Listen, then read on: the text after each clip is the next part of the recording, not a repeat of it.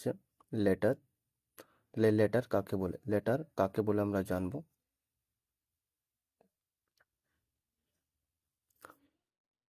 Letter কাকে বলে, না ওর অর্থ কি? এর অর্থ হলো, লেটারের বাংলা অর্থ হলো বর্ণ। তাহলে লেটারের বাংলা অর্থ হলো কি? বর্ণ।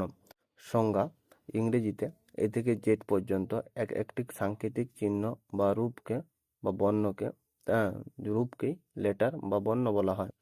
আর উদাহরণ হিসেবে কি না, উদাহরণ হিসেবে হচ্ছে A B C D E F. উদাহরণ হিসেবে আমরা কি দেখলাম? A B C D F.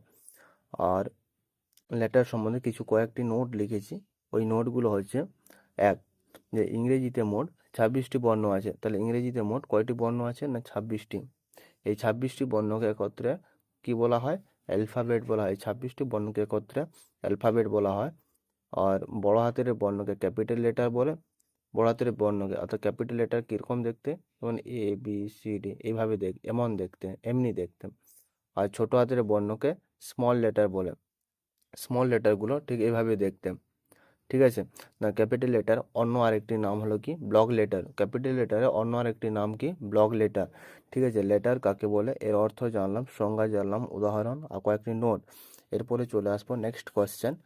Next question কি আছে? যে ক্যাপিটাল লেটার বা স্মল লেটার দেখতে কেমন হয়। ঠিক আছে? তাহলে ক্যাপিটাল লেটার আরেক নাম কি বলেছিলাম একটু আগে? ক্যাপিটাল লেটার আরেকটি নাম হচ্ছে ব্লক লেটার। এখানে লিখেছি A B C D E F G H I J K L M N O P Q R S T U V W X Y Z. এগুলো হচ্ছে ক্যাপিটাল লেটার বা block letter বলা হয়। Small লেটারগুলো কি কি? Small letter হচ্ছে, এখানেও লিখেছি ঠিক, কিন্তু উচ্চারণ একই, বাট রূপগুলো বা দেখতে একটু আলাদা রকমের।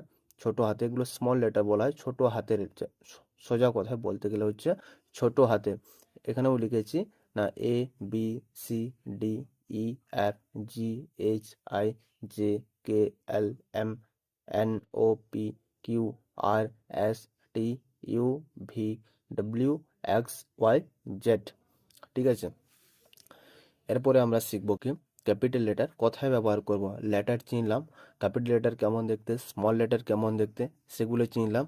এখন এই ক্যাপিটাল লেটার কোথায় ব্যবহার করব, শুধু চিনলে তো হবে না, বাট তাকে ব্যবহার করতে হবে। তাহলে সে ব্যবহারগুলো কয়েকটি নিয়ম মেনে চলতে হয়। সেই নিয়মগুলো কি কি? না ফার্স্ট নিয়ম, 1 নম্বর নিয়মটি হচ্ছে প্রত্যেক সেন্টেন্সের শুরুতে ক্যাপিটাল লেটার বসে। প্রত্যেকটি সেন্টেন্সের শুরুতে ক্যাপিটাল লেটার বসে। উদাহরণ হিসেবে আমরা কি লিখেছি? He will write a letter. সে একটি চিঠি লিখবে। হির এইচটা হচ্ছে ক্যাপিটাল লেটার। এই যে এইচটা হচ্ছে, এটা হচ্ছে ক্যাপিটাল লেটার। ঠিক আছে? নেক্সট পয়েন্ট, প্রপার নাউন এর প্রথম লেটারটি ক্যাপিটাল লেটার হয়। প্রপার নাউন অর্থাৎ একটা নির্দিষ্ট নাম বুঝিয়েছে। এখানে এক্সাম্পল হিসেবে লিখেছি ক্ষুদিরাম বোস ওয়াজ এ গ্রেট পোয়েট। তাহলে ক্ষুদিরাম, ক্ষুদিরাম হচ্ছে, ক্ষুদিরামের কেটা হচ্ছে ক্যাপিটাল লেটার। ক্ষুদিরাম হচ্ছে একটা প্রপার নাউন, অর্থাৎ নির্দিষ্ট একটা নাম বোঝাচ্ছে। ঠিক আছে? নেক্সট পয়েন্ট, দিন ও মাসের নামের প্রথম লেটারটি ক্যাপিটাল হবে, এবং দিন হতে পারে বা মাস হতে পারে, সেই লেটারটি ক্যাপিটাল হবে, ফার্স্ট লেটারটি। অর্থাৎ এক্সাম্পল হিসেবে দুটো লিখেছি। এক্সাম্পল কি কি? মানে he will come on Monday, অর্থাৎ সে সোমবার আসবে। মন্ডের এমটা হচ্ছে ক্যাপিটাল লেটার, এটা দিন বোঝাচ্ছে।